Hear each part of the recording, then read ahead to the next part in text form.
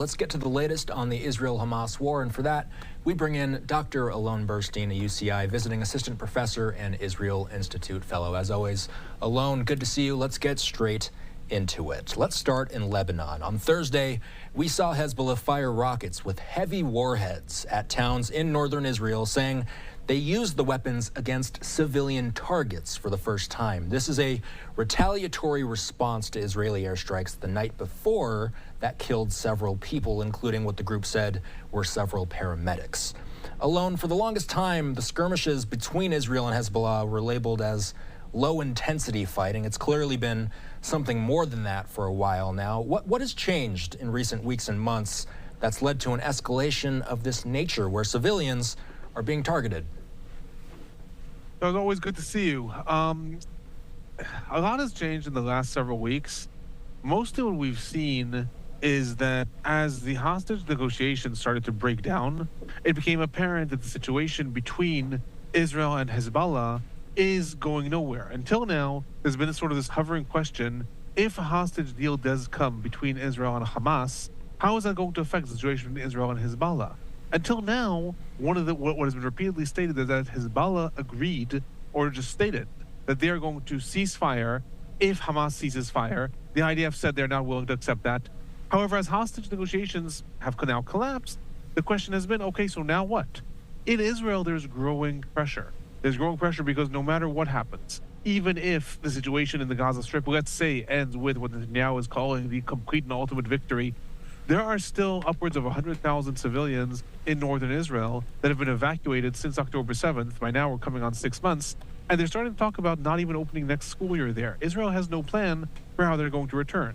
At the same time, you could say that there's between 40 and 80,000 Lebanese people in southern Lebanon that have also been evacuated, but the Lebanese government doesn't have the same pressures from the Lebanese population because the Lebanese government is as is in such a stalemate and the country's currency has collapsed. So that's not the pressure they're worried about. The pressure is larger on the Israeli government to come up with an answer.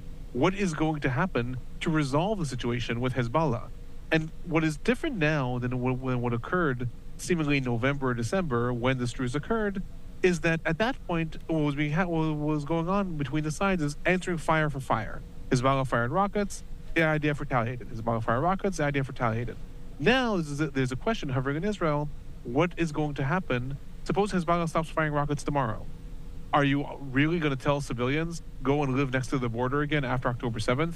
In light of these pressures, the IDF seemingly has decided to take it up a notch. The IDF openly stated that all of Lebanon is now within the parameters. You and I have often talked about the rules of the game and not going beyond these certain parameters of what you're going to attack.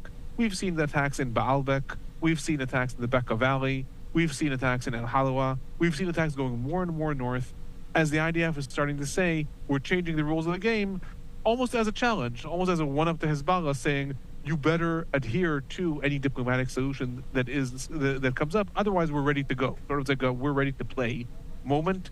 It remains to be seen. Thus far, Hezbollah has been upping the ante also. They have fired barrages of hundreds of rockets simultaneously in the last week. So it remains to be seen what's going to happen. But mostly what the change that has occurred is the realization in Israel that even if the situation with Hamas is quote-unquote under control or not under control and ends in a ceasefire or whatever happens, that is not going to resolve the situation up north. And that is the change that the IDF is starting to turn its attention to. We're watching northern Israel closely. I want to ask about the UN as well. The top United Nations court on Thursday ordered Israel to take measures to improve the humanitarian situation in Gaza, including opening more land crossings to allow food, water, fuel, and other supplies into the war-ravaged area. Thursday's order came after South Africa sought more provisional measures, including a ceasefire, citing starvation in Gaza. Israel has urged the court not to issue new orders. Does Israel have to comply with these types of orders alone? What happens if they don't? The International Court of Justice is one of the few international organizations that actually does have some teeth behind it, does have some repercussions. That is one of the reasons that Israel agreed, quote-unquote, or compelled, but actually showed up to defend itself in the court. In the past, Israel has ignored international tribunals. It has ignored the ICC, International Criminal Court. It has ignored even the International Court of Justice, the ICJ, when it was not a court case, when it was just the ICJ was giving an opinion on Israel. In this case, Israel chose to show up because there are teeth behind this. The ICJ, the International Court of Justice, is the official judicial arm of the United Nations. So unlike, again, international tribunals that may be set up, this is an arm of the UN, and it reports directly to the Security Council, which means that if a country does not abide by the rulings of the International Court of Justice, then the court is required to submit this to the Security Council and say, go, enforce, go do. Now, the Security Council itself is not the most functioning body. Any sanctions that would be imposed can be vetoed by the United States or other members of the Security Council, other permanent members. However, the mere fact that there are some repercussions, not just a UN resolution, that the UN passes resolutions all the time. The UN passed a resolution calling for a ceasefire. Great. Israel can ignore that and move on. Nothing happens with that. The International Court of Justice does have some strength behind it because if a country fails to abide by something, it goes to the Security Council. What we're seeing also, due to the fracture, and the fracture is deepening between Israel and the United States, Israel can no longer rely on the automatic veto power of the United States. So therefore, as part of the injunctions that the ICJ leveled against Israel today, not only did they compel it to cooperate with United Nations agencies and open more land crossings, they also included that Israel is required within a month to submit to the court how is it doing these things, to submit a detailed report of how it's abiding by these things. Technically, if that report is not satisfactory, the court can then go to the UN Security Council and say, punish them, punish Israel for what is happening. Again, in the past, a year ago, you would say, okay, and Israel could just automatically, obviously, rely on the veto of the United States. The way things are going right now, Israel cannot count on that. So we are likely going to see Israel at least trying to nominally comply with these things in order to avoid that end result. I want to ask a couple questions about the Palestinian Authority. I think we have a tweet to pull up here on that one. Palestinian news agency Wafa reports that Palestinian Prime Minister Mohammed Mustafa formed a new cabinet on Thursday in which he will also serve as foreign minister. Wafa says a priority for the administration will be an immediate ceasefire and Israeli withdrawal from Gaza. Alone, how much pull does the PA have here? Do they have any type of authority over what happens in Gaza as it stands at the current moment? Short answer, no. The Palestinian Authority has not had a foothold in the Gaza Strip since 2007. In 2006, there were elections of the Palestinian Authority to the parliament. Hamas won a majority. In 2007, there was a low-level Palestinian civil war in the Gaza Strip. It lasted about a week. Hamas took over the Strip violently, executed the members of the Palestinian Authority. Palestinian Authority has had no jurisdiction in the Gaza Strip since that moment. What this government is saying, in essence, is it's going to lay the groundwork and lay the foundation to accept rule over the Gaza Strip or accept some sort of governing position over the Gaza Strip in the future. It's relying on two things, both of which are far from solid. One is the hope that the United States is actually going to compel Israel to accept this. The United States has a vision for the future of the Israeli-Palestinian conflict. According to what the Biden administration has said, it involves creating a two-state solution. There will be a Palestinian state, according to that vision, in the West Bank and the Gaza Strip. However, since the governing bodies of the Palestinians are Hamas on the one hand and the Palestinian Authority on the other, clearly Hamas is not an option for Israel or for the United States. So the United States has said, what we need is the Palestinian Authority to regain control. The Palestinian Authority is extremely corrupt. It's extremely dysfunctional. It is both weak internally and has been weakened by Israel. As a result, the United States has said, you need to undergo very deep reforms. You need to really undergo substantial sort of hit the reset button and start over in order to be able to present yourself as a legitimate governing body.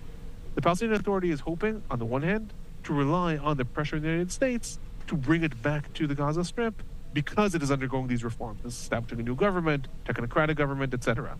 The other thing that the Palestinian Authority is relying on is an agreement with Hamas and the Palestinian Islamic Jihad from the end of February. Russia held a conference of the different Palestinian factions, and they all agreed that in light of the war and the dire situation in the Gaza Strip, that they need to cooperate.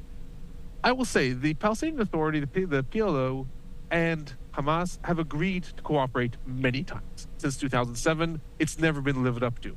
Right now, Hamas is, at least technically, in its weakest moment. it is possible that it will come out victorious in one way or another in the future. But right now, it's at its weakest moment.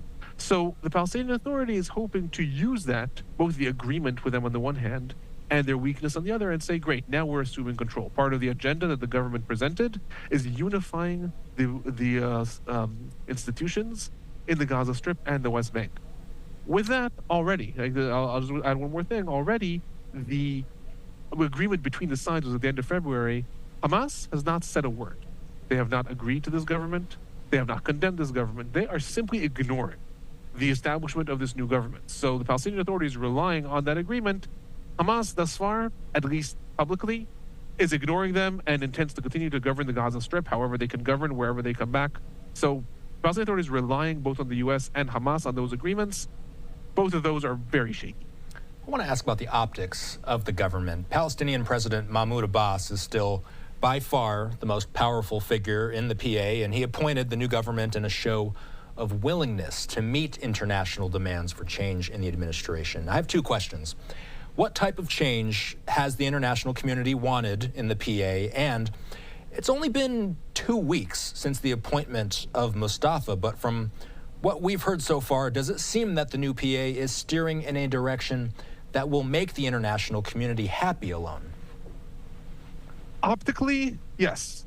Optically, what the government has said that it is going to do, and the technocratic ministers that are being appointed, optically, it's looking good in that sense. It is meeting what the international community, I'll combine your two questions, it's meeting some of the things the international community wants, which is to fight corruption, to stop nepotism, to stop the sort of clan factions that have come to make up the Palestinian Authority, and instead have a more functioning, what we would call, quote unquote, Western government that is run with a bureaucracy, with a judiciary, not run by strongmen. Appointing a new government and having that government be a technocratic government, so rather than being made up from Fatah and then from the Palestinian Islamic Jihad and then from the Democratic Front for Liberation of Palestine, different ministers until now, no. Saying we're appointing professionals to actually be ministers and to administer, to have a plan to root out corruption, to strengthen the police, to strengthen the judiciary. All those are what the international community want, and optically, all those are part of the new government's agenda. In practice, it has only been 2 weeks, and the government hasn't even been officially appointed yet. It's going to be sworn in on Sunday, so we don't know what is going to happen. I will say that Palestinian Authority Chairman Mahmoud Abbas has not given up his power. One of the things that the international community, and specifically the United States, want to see is this figure who is extremely unpopular in the Palestinian people. He's also known to be corrupt. He's known to be as part of the old guard. They want to see him no longer calling the shots because they think that he has no credibility. One of the things that was proposed by the United States is possibly maybe making him a figurehead, sort of like, the King of England. Make him someone who doesn't have any actual authority, but don't force him to give up his seat, and maybe that will be something. Thus far, this government is not going in that direction. Mustafa specifically is a member of Fatah. He is a close ally of Mahmoud Abbas. So optically, it is going in that direction. In practice, we haven't seen that yet.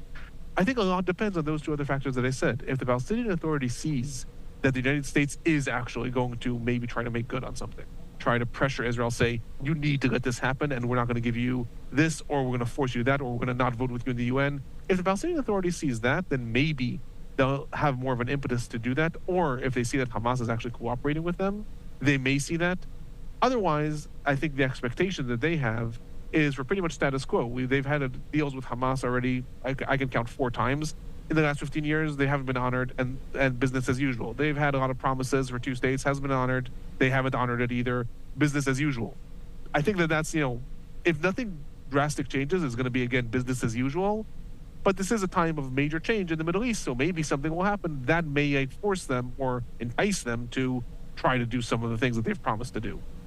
I want to move back to Gaza. So something interesting happened this week. The U.S. on Wednesday imposed sanctions on an online media site called Gaza Now and its founder, Mustafa Ayash, for allegedly supporting Hamas. That's according to the Associated Press. Gaza Now's Arabic channel alone has more than 300,000 followers on Twitter and a large following on Telegram as well. How was Gaza Now supporting Hamas, according to the U.S.? It's very difficult one of the things that are very difficult in the 21st century is to limit the spread of fake news. What is the line between fake news and propaganda? And what is the line between spreading, for example, hate messages and writing something on your own personal computer, but then suppose you send an email to someone or you respond in a comment to YouTube to someone? Is there a difference? If someone quotes you, it's very difficult legally to find the lines between spreading propaganda and simply spreading maybe lies, but spreading your own lies. One of the things this channel is known for, and there are a lot of different channels, is spreading not only Hamas propaganda, but also spreading the official Hamas messages and adding all kinds of fake imagery and adding all kinds of different elements that support Hamas's claim. Is that specifically an arm of the movement? Hamas is not an official movement, right? You can be a member of Hamas, and that means that you get a salary. You can also be a member of Hamas, and that means that you go to whatever neighborhood watches that they have, and you put out these things. So I, by the grace of God, I'm not a legal expert. I can't tell you like what are the legalities for why this channel can be sanctioned, as opposed to lots of other channels that may spread fake news or propaganda or incitement for hate or racism or anti-Semitism. I really don't know why this channel is different than other channels. What I will say is that channels that are in the Gaza Strip that are accused of spreading Hamas propaganda usually are accused of not necessarily spreading the messages of the Hamas government. That is something that a lot of other sources rely on. The United Nations relies on some of that too. Israel has also quoted a lot of their figures also. It's more spreading the Hamas propaganda videos. It's more spreading Hamas lies and Hamas incitement about the IDF. It's spreading messages from the movement, not the official government messages. Not spreading the numbers of casualties that a lot of people discredit. I don't necessarily agree with, but a lot of people discredit.